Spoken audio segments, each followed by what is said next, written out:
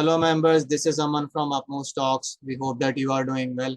तो आज हम लोग थोड़ा डिफरेंट तरह का एनालिसिस करने वाले हैं। रिसर्च बेस्ड एनालिसिस है ये। इसमें हम आपके साथ डेटा भी शेयर करेंगे, कुछ रीजंस भी बताएंगे कि इस वीडियो को हमने क्यों बनाया है, क्यों जिस स्टॉक हम लोग डिस्कस करने वाले हैं वो हमें लगता है स्टॉक ऑफ द मंथ कहलाने लायक है। आप हमसे कंप्लीटली डिसएग्री कर सकते हैं। आपके पोर्टफोलियो में ऐसा स्टॉक हो सकता है जिसने इससे भी अच्छा रिटर्न जनरेट किया हो। तो ये हमारा पर्सनल ओपिनियन है, इसमें कोई काउंटर हम नहीं करना चाह रहे हैं किसी को। आपके साथ डेटा भी शेयर किया जाएगा और रिसर्च भी शेयर की जाएगी, स्टॉक का चार्ट भी शेयर किया जाएगा और रीजंस भी समझाने की कोशिश की जाएगी कि हमें ऐसा क्यों लगता है कि ये जो पर्टिकुलर स्टॉक है it can be called as the stock of the month. तो लेट अस स्टार्ट।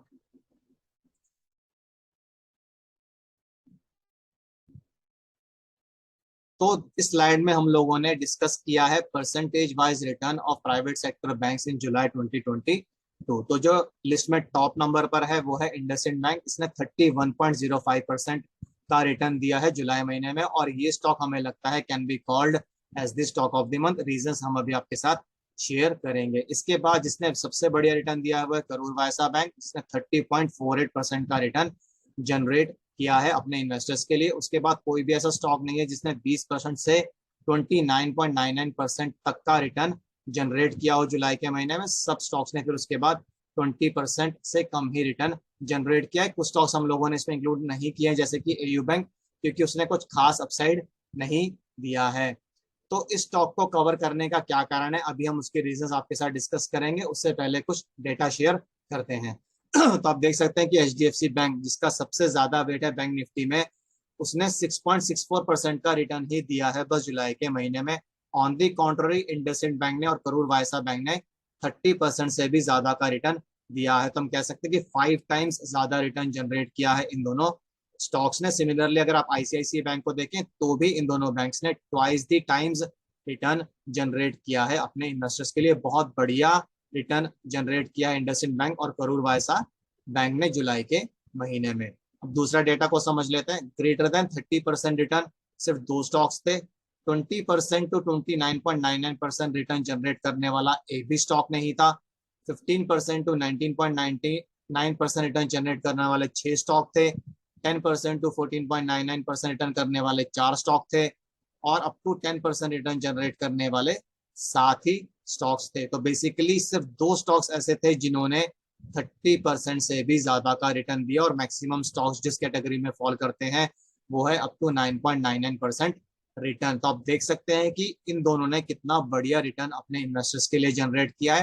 हालांकि हमें इंडसइंड बैंक ज्यादा अच्छा लग रहा है। अब अभी हम आपके साथ इसके रीजंस भी डिस्कस करेंगे। तो let us go to the chart now. तो ये इंडसइंड बैंक का चार्ट है। डेली चार्ट को हम लोग एनालाइज करेंगे। पहले हम रीजंस डिस्कस करेंगे कि हमें ऐसा क्यों लगता है कि स्टॉक ने मार्केट को आउट परफॉर्म किया है और हमें क्यों लगता है कि ये stock can be called as the stock of the month. तो पहला रीजन हम आपको ऑलरेडी बता चुके हैं कि स्टॉक ने एक तो सबसे ज्यादा रिटर्न जनरेट किया 31% का, और दूसरी बात यह है कि स्टॉक ने सिर्फ 10 दिन में ये रिटर्न जनरेट किया है। इसने 13 जुलाई को 789.50 का लो बनाया था और फिर कल यानी कि 29 जुलाई को इसने हाई बनाया 1049.95 को, जो एब्सोल्यूट रुपी वैल्यू में कहीं ना कहीं 260 रुपए की मूव देता है।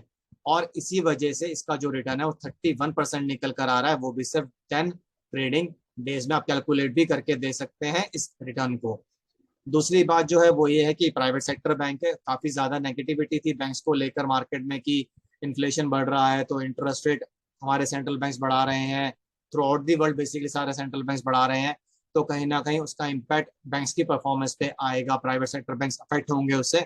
बट इसने वैसा कुछ भी नहीं किया, बहुत बढ़िया अपसाइड दिया, इन सारे फैक्टर्स को आउट परफॉर्म किया और अपने परफॉर्मेंस को कॉन्टिन्यूसली मेंटेन किया आफ्टर 13 जुलाई 2022। उसके बाद ही नीचे गया ही नहीं बेसिकली।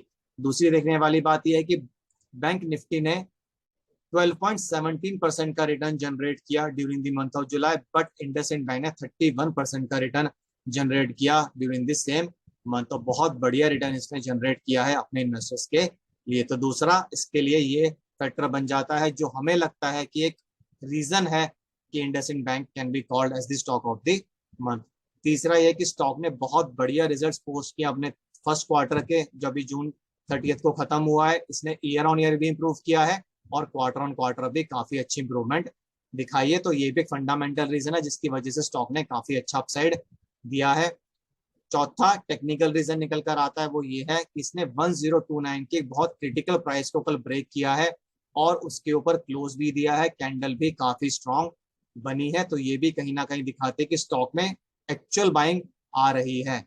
और अब इस स्टॉक में क्या हो सकता है हम उसको डिस्कस करने की कोशिश करेंगे। बेसिकली जैसा कि हमने आपको बताया कि स्टॉक ने 1029 की प्राइस को तोड़ दिया है और उसके ऊपर क्लोजिंग भी दे दी है।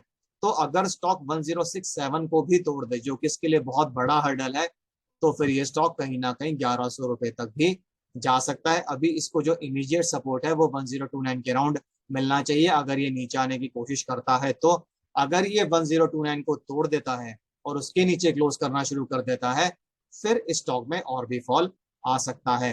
तो इस वीडियो में हम लोगों ने आपको अपनी तरफ से कुछ रीजंस समझाने की कोशिश करी है। हो सकता है कि आपको गलत लगे हमारे रीजंस, बट हमने फैक्ट्स एंड फिगर्स के बेसिस पे ही सारा डेटा एनालाइज किया है, अपनी तरफ से कुछ जोड़ा नहीं है। रिजल्ट्स आप लोग बीएससी की वेबसाइट पर जाकर चेक कर सकते हैं, अदरवाइज आप कंपनी की वेबसाइट पर भी जाकर चेक कर सकते हैं। प्राइवेट सेक्टर बैंक है, इसमें कुछ झूठ नहीं है। बैंक निफ्टी ने 12.17% का मूव दिया, इसमें भी कुछ झूठ नहीं है।